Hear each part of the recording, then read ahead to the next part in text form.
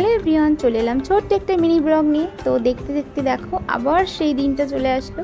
আজকে হচ্ছে আমার মেয়ের 3.5 মাসের ভ্যাকসিন। তো আজকে হচ্ছে বুধবার 18 তারিখ। তো চলে আসলাম হেলথ সেন্টারে। 3.5 মাসের ভ্যাকসিন নাকি 3টে দেবে।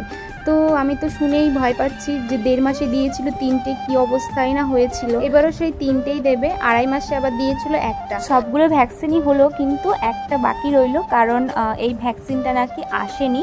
তো এই জন্য আমাকে সামনের মাসে আবার যেতে হবে। তো 16 তারিখে আমাকে যেতে বলেছে। এই ভ্যাকসিনটা হয়ে গেলে তারপর আর যেতে হবে না আমাকে, কারণ এর মধ্যে আর ভ্যাকসিন নেই। আবার সেই 9 মাসে গিয়ে ভ্যাকসিন।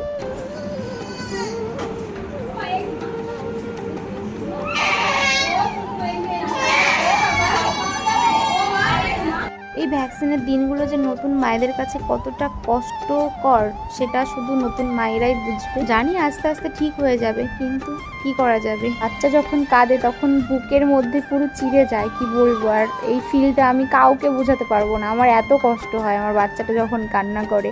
তো যাই হোক, ইঞ্জেকশন তো দিতেই হবে, তাই না?